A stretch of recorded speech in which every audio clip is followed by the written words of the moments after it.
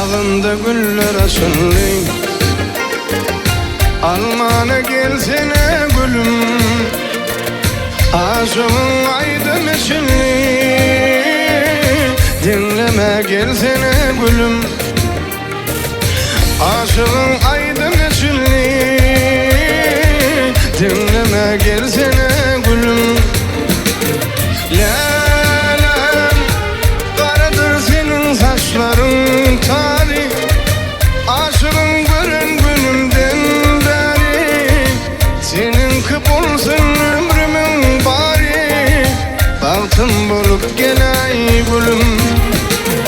Lalem karadır senin saçların tarih.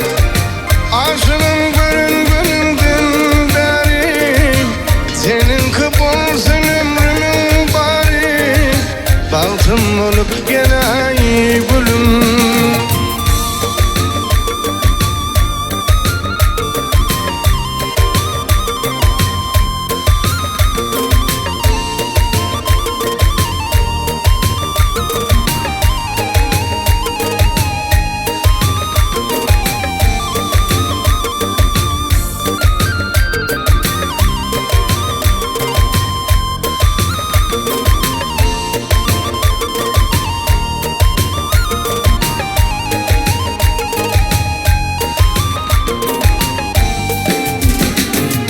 Yürü gidelim bağlara,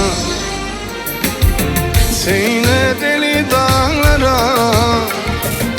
Aşıkın aşkım adına seyrana gelsene gülüm. Aşıkın aşkım adına seyrana gelsene gülüm. Lalem karadır senin saçların tarih. Aşığın görün günümden beri, senin kıpolsun ömrümün bari. Baltım olup gelay gülüm.